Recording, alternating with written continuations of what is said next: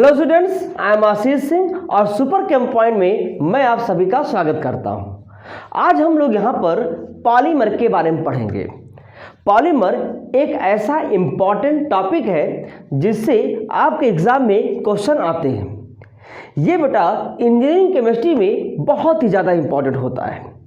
तो पॉलीमर अगर आप देखो तो यहाँ पर जितने भी मटेरियल आप देखते हो, चाहे वो प्लास्टिक हो, चाहे आपके रबर हो या फिर आपके फाइबर हो, वहाँ पर पॉलीमर ही होता है।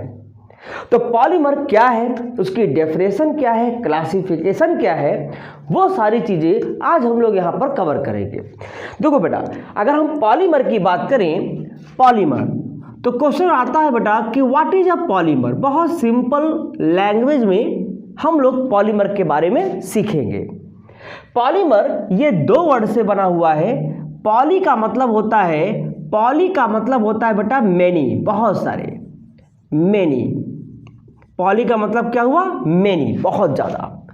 और मर्स का मतलब होता है, ये होता है पार्ट, यानी इसे बहुत सारे पार्ट मिलकर एक पार्ट बनाते हैं। जैसे फॉर एग्जाम्पल मैंने यहाँ पर कोई एक सिंपल मॉलिक्यूल लिया। वो सिंपल मॉलिक्यूल क्या लिया, ए। आप इसे एक सिंपल सा मोनोमर मान सकते हैं इस पॉलीमर का, यानी एक सिंपल यूनिट। अगर यही ए जैसे और भी हो तो इस तरह से, इस तरीके से, तो यहाँ बेटा अगर ये सिंपल यूनिट एक है, वन है, तो इसे हम कहेंगे मोनोमर। क्या कहेंगे उसको, मोनोमर, मोनोमर। अब यही दो मोनोमर आपस में जुड़ जाए तब आप इसे कहोगे बेटा डाइमर। डाइमर यानी कि दो पार्ट्स मिलकर एक पार्ट बनाए हैं जिसे कहेंगे डाइमर। अब यही डाइमर एक और मोनोमर से जुड़ जाए तो इसे कहेंगे हम ट्राइमर, यानी यहां से लेकर यहां तक जो बन गया है बेटा वो हो जाएगा ट्राइमर। ट्राई मतलब तीन और मर मतलब पार्ट्स, तो तीनों पार्ट मिलकर क्या बनाया, ट्राइमर। ऐसे ही एक और जुड़ जाए तो इसे पूरे पार्ट को हम कहेंगे टेट्रामर। पूरा पार्ट क्या हो गया बेटा, टेट्रामर, टेट्रामर। ऐसे ही इनफाइनाइट यानी कि बहुत से जो मोनोमर यूनिट होते हैं आपस में जुड़कर एक चेन बना लें तो उस पूरे चेन को हम यहाँ पर कह देते हैं पॉलीमर।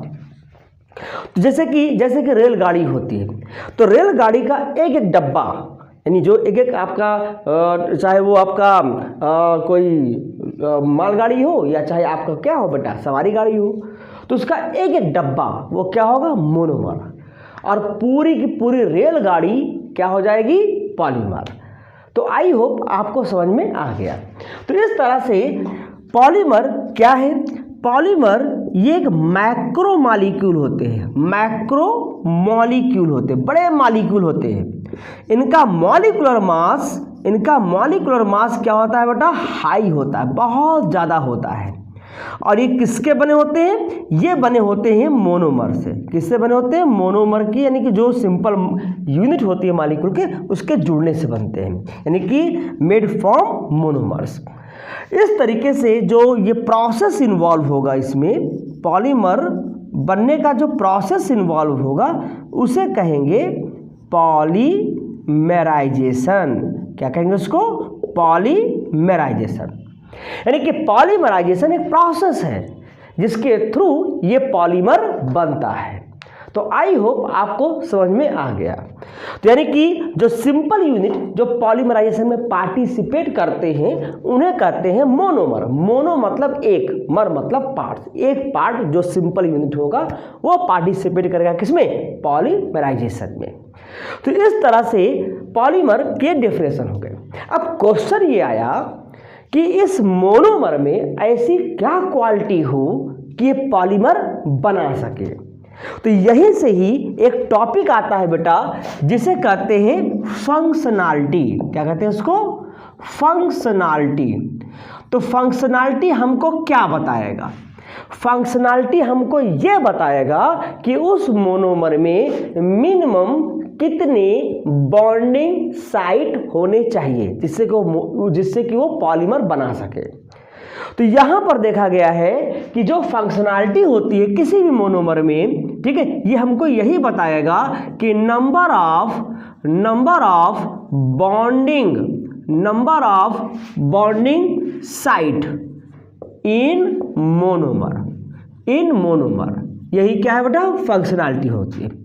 तो पॉलीमराइजेशन के लिए, पॉलीमर बनाने के लिए तो मिनिमम जो यहाँ फंक्शनैलिटी चाहिए, फंक्शनैलिटी यहाँ रिक्वायरमेंट होगी, वो कितनी होगी बेटा, 2, मिनिमम 2 फंक्शनैलिटी होना चाहिए। अब वो कैसे होता है, ध्यान समझिएगा। जैसे कि मैंने यहाँ पर एक सिंपल मोनोमर लिया, एथीन मोनोमर, एथीन मॉलिक्यूल लिया।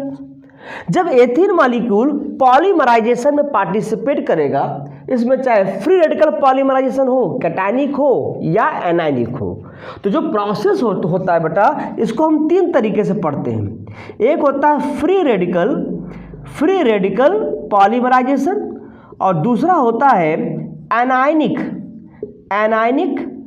पॉलीमराइजेशन, और तीसरा होता है कैटायनिक पॉलीमराइजेशन। फ्री रेडिकल में फ्री रेडिकल फॉर्म होंगे, एनायनिक में एनायन नेगेटिवली चार्ज स्पीसीज बनेंगे, और कैटायनिक में बेटा क्या होगा, कोई पॉजिटिवली चार्ज स्पीसीज बनेगा। मान लो ये एथीन मॉलिक्यूल है, ये मोनोमर है, और ये क्या बनाना चाहता है, पॉलीथीन, ठीक है। तो यहां पर देखो कितने बॉन्ड है, यहां पर डबल बॉन्ड है, 2 बॉन्ड है यहां पर। तो इसमें अगर एक बॉन्ड ब्रेक कर जाए, मतलब कि पाई बॉन्ड यहां ब्रेक करता है बेटा, तो इसकी 2 वैलेंसी यहां फ्री हो जाएगी। ये 2 वैलेंसी देखो बेटा यहां फ्री हो गई, मतलब एक इलेक्ट्रॉन अपने ले लिए। फिर अगर फ्री रेडिकल लेके चलेंगे तो जैसे ये बॉन्ड ब्रेक होगा तो इसके अपने इलेक्ट्रॉन यहाँ पर यानी कि कार्बन के पास आ जाएंगे, जो शेयरिंग में पार्टिसिपेट किए होते हैं, जिसकी वजह से इसकी 2 वैलेंसी यहाँ फ्री हो गई, तो यहाँ 2 साइट हो गया। अब यही 2 साइट जैसे ही बनेंगे, वो अगले मोनोमर के साथ क्या करेंगे, बॉन्डिंग कर लेंगे। इस तरह से देखिए, जैसे मान लो एक आपका ये और है, इस तरीके से ये देखो इसके भी फ्री रेडिकल है, तो इसके फ्री रेडिकल्स और इसके फ्री रेडिकल्स क्या करेंगे, शेयरिंग करेंगे इलेक्ट्रॉन की, और एक बॉन्ड बन जाएगा। ये अगले वाले के साथ शेयरिंग कर लेंगे, ये अगले वाले के साथ शेयरिंग करेंगे, एक लॉन्ग चेन बनती हुई चली जाएगी, और क्या बना लेगा ये पॉली, मतलब मेनी, किसके, एथीन के बहुत सारे मॉलिक्यूल्स मिलकर एक कंपाउंड बनाएंगे, जिसे कहेंगे पॉलीथीन। फॉर एग्जाम्पल, अगर कोई मुझसे पूछे कि मेरी फंक्शनैलिटी कितनी है, तो मैं कहूँगा 2, क्योंकि मैं अपने दोनों हाथ से एक ह्यूमन चेन बना सकता हूँ। तो इस तरीके से मैं 2 हाथ के थ्रू, मतलब दोनों हाथों से एक दूसरे को पकड़ते, अगर वो पकड़ते हुए चले जाएंगे, ठीक है, तो एक लंबी चेन बन जाएगी, एक ह्यूमन चेन बन जाएगी, और वो पूरी ह्यूमन चेन क्या कहलाएगी, पॉलीमर कहलाएगा। यानी हमारी फंक्शनैलिटी कितनी हो गई, 2। अगर एक ही हैंड से अगर हम ह्यूमन चेन बनाना चाहें, तो एक हाथ से हम ह्यूमन चेन नहीं बना सकते, मतलब कि मिनिमम यहाँ 2 फंक्शनैलिटी होनी ही चाहिए। जैसे एग्जाम्पल देखो, जैसे मैंने यहाँ लिया एक मोनोमर लिया, एथाइल अल्कोहल CH2OH। अब ये CH2OH ये पॉलीमर नहीं बना सकता, मैक्सिमम ये डाइमर बना सकता है। जैसे कि एक और अगर एथाइल अल्कोहल मॉलिक्यूल आ जाए इस तरीके से, तो बेटा यहाँ से क्या होगा, OH और यहाँ से H निकल जाएंगे, और ये एक तरीके का ईथर बना लेगा, स्ट्रक्चर बना लेगा ईथर का, CH3 CH2O CH2 and CH3। इसके आगे वो नहीं जुड़ सकता, लेकिन इसकी जगह पर अगर आपने एथिलीन ग्लाइकॉल ले लिया, CH2 OH CH2OH, ये एथिलीन ग्लाइकॉल है जिसमें 2 फंक्शनल ग्रुप है। ऐसे ही आप और मॉलिक्यूल ले लीजिए, CH2OH, और भी ले लीजिए CH2OH, और भी इन्फानाइट। तो होगा क्या, अगर आपने यहाँ से OH निकाला और अगले मॉलिक्यूल से H निकाला, देखो यहाँ लिंकेज हो गई, यहाँ से OH निकाला, यहाँ से H निकाला, यहाँ पे देखो लिंकेज हो गई। ऐसे ही अगर यहाँ से OH निकले और अगले वाले मॉलिक्यूल के साथ H निकले, H2 निकलता जाएगा, ठीक है, ये कंडेंसेशन पॉलीमराइजेशन होगा, आगे आप पढ़ोगे। फिर यहाँ से भी देखो H निकलेगा, इसके आगे वाले से क्या निकलेगा बेटा, OH निकलेगा। तो एक लंबी चेन यहाँ पे देखो बनती हुई चली जाएगी, यही आपका पॉलीमराइजेशन हो जाएगा। और इस पॉलीमर बनाने के लिए मिनिमम कितने बॉन्डिंग साइट होने चाहिए, 2 बॉन्डिंग साइट होने ही चाहिए। अगर 3 बॉन्डिंग साइट हुआ तो एक क्रॉस लिंक्ड पॉलीमर बन जाएगा 3D स्ट्रक्चर में, ठीक है। जैसे कि यहाँ देखो बेटा, मैं यहाँ पर इसको नोट डाउन करते हुए चले जाइएगा, ठीक है। तो फंक्शनलिटी क्या है, आई होप आपको समझ में आ गया, यानी कि minimum number of bonding site in a monomer, जिससे कि वो क्या बना सके, पॉलीमर बना सके। अगर हम इसको और एग्जाम्पल में बताना चाहें तो कुछ इस तरह से हम इसको एक्सप्लेन कर सकते हैं। कैसे करते हैं, देखो यहाँ पर मैं इसको यहाँ मिटा के लिख देता हूँ। देखो बेटा, अगर यहाँ पर मॉलिक्यूल लें या मोनोमर और उसकी फंक्शनलिटी अगर बताना चाहें तो क्या होगा।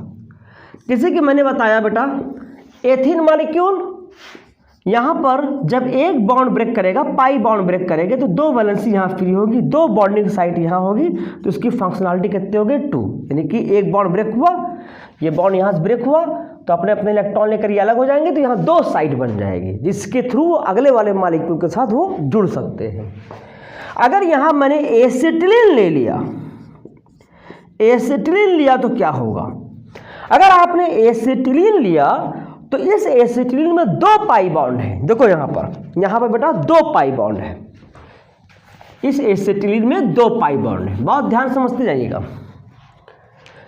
एसिटिलीन आपने लिया तो यहाँ 2 पाई बॉन्ड है, और ये 2 पाई बॉन्ड जब ब्रेक करेंगे, चाहे वो फ्री रेडिकल आपकी मैकेनिज्म हो या फ्री रेडिकल पॉलीमराइजेशन हो या कैटायनिक पॉलीमराइजेशन हो या एनायनिक पॉलीमराइजेशन हो, तो यहाँ पर एक कार्बन के साथ यहाँ 2 वैलेंसी फ्री हो जाएगी। यानी मीन्स इसके इलेक्ट्रॉन्स जो होंगे आपके फ्री रेडिकल से ना, इसके इलेक्ट्रॉन यहाँ पे आ जाएंगे, ये H हो जाएगा। तो ये यानी कि 4 जगह से, समझिएगा, इसके 4 साइट हो जाएंगे, 4 जगह से, यानी 4 जगह से ये अगले मोनोमर को जोड़ सकता है। यहाँ से भी मोनोमर जुड़ते चले जाएंगे, यहाँ से भी मोनोमर जुड़ेंगे, तो इसकी फंक्शनलिटी बेटा क्या हो जाएगी, इसकी फंक्शनलिटी हो जाएगी 4। इसकी फंक्शनलिटी कितनी होगी, 4। देखिए एक क्रॉस लिंक पॉलीमर बनता हुआ चला जाएगा, तो इसकी फंक्शनलिटी हो गई 4। ऐसे ही आप और बता सकते हो, जैसे कि एथिलीन ग्लाइकॉल मैंने बताया, एथिलीन ग्लाइकॉल जितने फंक्शनल ग्रुप होंगे वही उसकी फंक्शनलिटी भी बता सकते हैं। पाई बॉन्ड भी एज ए फंक्शनल ग्रुप की तरह ट्रीट करते हैं। तो यहाँ देखो अल्कोहल ग्रुप है, यहाँ कितनी फंक्शनलिटी होगी, 2 होगी। ऐसे ही अगर आपसे कोई पूछे तो बताइए इसमें कितनी फंक्शनलिटी होगी। इसे कि मैंने लिया कार्बोक्सिलिक एसिड, यहाँ पर CH2 CH और यहाँ पे क्या लिया OH और फिर यहाँ पर COH। देखिए यहाँ पर फंक्शनल ग्रुप कितने होंगे, 3 फंक्शनल ग्रुप हैं। COH यहाँ से भी OH निकलेगा, अगले वाले से H निकल सकता है। यहाँ पर भी देखो लिंकेज के लिए ये भी होगा भाई, देखो OH यहाँ निकलेगा, अगले वाले से H निकलेगा, यहाँ से H निकाल दो या अगले वाले से OH निकाल दो, तो एक लिंक, एक चेन यहाँ पर क्या होगी, जुड़ती हुई चली जाएगी, एक लिंकेज यहाँ फॉर्म होगा, एक पॉलीमर यहाँ पर बन जाएगा, और ये OH ग्रुप भी पॉलीमराइजेशन में पार्टिसिपेट कर सकता है। तो एक क्रॉस लिंक्ड पॉलीमर बनेगा, तो जितने फंक्शनल ग्रुप है वो भी उसकी क्या हो जाएगी, फंक्शनलिटी हो जाएगी। तो इस तरीके से इसमें जो फंक्शनलिटी होगी वो कितनी हो जाएगी, 3 हो जाएगी। तो मतलब कि क्वेश्चन आता है कि सिंपल मॉलिक्यूल पॉलीमराइज नहीं होते, ठीक है। तो किस टाइप के पॉलीमर्स बनते हैं, किस टाइप की प्रॉपर्टीज होनी चाहिए मोनोमर में पॉलीमर बनाने के लिए, वो ऐसे क्वेश्चन आते हैं। तो आप बताएंगे कि सिंपल मॉलिक्यूल पॉलीमर नहीं बना पाता क्योंकि उसकी फंक्शनैलिटी क्या होती है, 1 होती है, या फिर फंक्शनैलिटी होती ही नहीं है। जैसे कि एथेन मॉलिक्यूल में देखो बेटा, एथेन मॉलिक्यूल में किसी भी टाइप की कोई बॉन्डिंग साइट नहीं बनेगा, यहाँ केवल सिंगल बॉन्ड है, कार्बन कार्बन सिंगल बॉन्ड है, सिग्मा बॉन्ड है, ये ब्रेक नहीं करेगा। ठीक है, अगर ये ब्रेक कर गया तो फिर CH3 तो अलग होगा ना, वो फ्लूइडिकली फॉर्म कर रहेंगे, वो आपस में जुड़ नहीं पाएंगे। तो इस तरीके से यहाँ पर मिनिमम 2 बॉन्डिंग साइट होना चाहिए पॉलीमर बनाने के लिए।